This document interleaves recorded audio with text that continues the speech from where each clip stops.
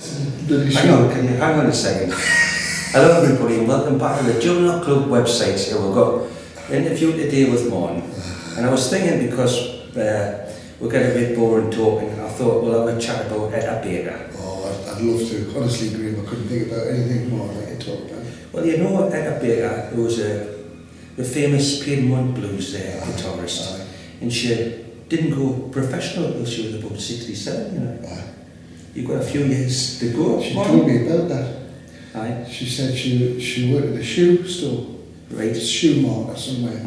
And she said one night she come home to the house she was living at the time I met her. She was 87. Was that in Morgantown? Aye. And she says our neighbour, she was sitting on the, she come home from work in her overalls, she's like a factory, you know, working in a shop. She sat on the step, playing her guitar. She was about 60 or something, just before retirement, and her friend was cutting her hedge, and he looked over, he says, you know, Etta, you should do that for a living. Really? And she went, you know, I just thought about that, and that was what made her think about it. Really? Aye. There's a book, a guy called Roy Book by now. He was one of your big pulls, wasn't he, Roy?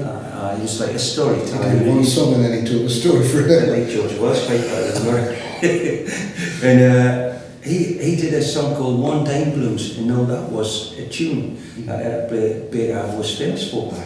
The lovely Piedmont style guitar picking and a beautiful tune. So that's when I first picked up on her, and I was astounded one day when I got a message on the answer machine from Etta Baker. And how the hell did that happen, Martin? And you know, I tell you what, it's funny because I mean, I got a lot of my roots education from you. It inspired, you know, as young kids, like 19. I met you when I was 19. And the other person who really inspired me in the roots music was Jamie. Jamie got a job at the Summerfield factory as a young guitar repairer, and he had a suit made, and he went down to the Dorchester to get Joe Placer's guitar. Wow. And Morris was like, Joe, this is my apprentice, he'll take a guitar from you, know. But Jamie, when he worked at the Summerfield factory, he would bring little books back with tablets on. Wow. And he brought a book back once, and it was Slow Ragtime Blues, and I sat looking at the pictures. There was a picture of Etta Baker. She was standing in like a white cotton dress. She must have been in her late 40s.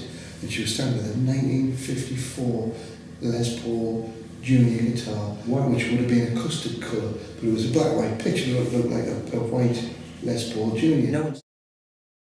If it wasn't for Gypsy Dave Smith, I wouldn't have met Etta, because when I first went to North Carolina to do my trip in 2000 with Dolph, Gypsy was sleeping on my floor. I left him in the flat, you know, he was away with him and Alex were asleep. I had the dad up in the islands. Never. And he left he left a phone number next to my computer to scoop up, and I scooped up in the morning with my case and that, and I went to America, and it was David Holt's telephone number. Well, David Holt's the guy who looked after her, wasn't he? And David Holt, two-time Grammy winner, folk historian, looked like Clark Kent. The reason he met Gypsy, he was on holiday in London when Gypsy lived in Dulcin, and he went into Annie's guitar shop. He says, "Are there any good dobro place?" He was a banjo master, right, but he wanted a dobro lesson, and he went to Gypsy's flat in Dulcin, and that's how they become friends. Wow. And Gypsy passed that number on us. Did he? So our phone when I went over to Dolph's, we went through the Blue Ridge Mountains with Michael Reno Harrell, and we got to David Holt's house. It was like Graceland. There was electric doors, you know, and he had a museum on the basement of his house. He had Grandpa Jones's hat. It was ridiculous. I mean, I wouldn't have get you when we out of there. I would have been there for years. And then he, just as we were leaving, he says, "Oh lads, have you met Etta?"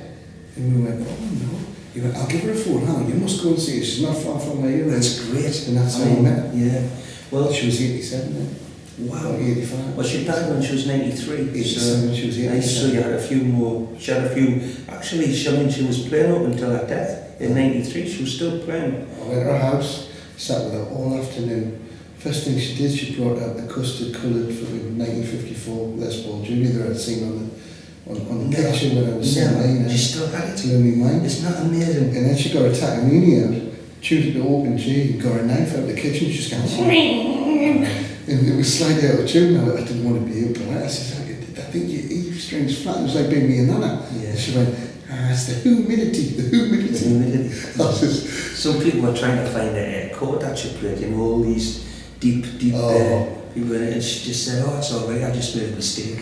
The thing she said, I thought was hilarious. When I was sitting playing with her, it's just like being at your mum's. She was a lovely, she owned a house to you know, it was a little house just like where I live. and there was a picture of a gorgeous Afro-American guy, really suited and booted on the telly. Looked like Sam Cooke, a photograph of a framed guy, and I says, "Oh, who's that?" And she says, "That's my husband." I says, "Oh," and then she went, "Do you know, he didn't like me playing the guitar, you know?" And then she went, "But he died." And I says, "He didn't poison him, did he?" He was a piano player, that's why, you know. And then when he used to say that, but to be honest, Proud of it. he was proud of it. And if they went walking for a country walk or something, and you know, I mean, you've been in North Carolina, I haven't, but I guess there's mansions that used to see in Dallas and that, they're all about there because it's like they did have affluent families that. And she used to play for her occasionally for a few of them that her husband sort of organised, you know. I first went to see Doc Watson when I met Doc. Wow. John Jackson was Silly on the John judge. Jackson. Doc was looking after him, you know. He was looking out for him. Was it? And when I sat at the front, it was like this long marquee, and it was a dry festival, no alcohol. And there was wood turns there, okay, like a perfect festival. Yeah, John was on with Doc, but where John put his seat, one of the legs of the chair was near the edge of the stage, and I'm watching it, it's getting closer, and I'm thinking, I better get rid of this. If his leg goes over, he'll come off. But anyway, he moved his chair, but Doc Watson, when he finished playing, he sat at the side of the stage and he listened to everybody who played. He sat there all afternoon listening. Oh, wonderful.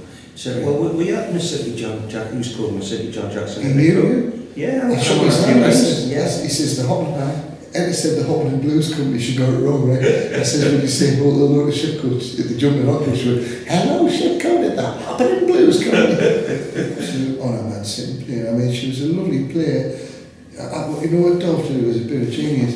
He got us to put our hands together like that, and our thumb was like that compared to mine. And it was put our hands, just as guitar pickers throughout the world, you know, putting our hands together. She'd learned the guitar from when she was 6 years old. I know, So, my daddy. What tune was that? I remember saying, what tune was that? Oh, my daddy showed me that. Talking about your dad, like, it's an 87-year-old woman. She loves her dad, you know, the way she was talking about him, like he was yesterday, you know. yeah. Well, that's a great little story because it's nice to talk about musicians who don't get appreciated, you know. Yeah, whether they're British or American, it doesn't matter. Inspire a whole generation of people, don't Thank they? you very much, Andrew. We were talking about Etta Baker, the blues guitarist, you know. Oh, yeah. There was a picture of her husband on the telly in the frame, and I said, "Is that your husband, Etta?" She says, She went, "Yeah." She says, "Shall I glasses on?" You know, she says, "You know, he didn't like me playing the guitar." And I says, she says, "But he died." I said, "You fucking poisoned him." I'm sure you enjoyed this one, James.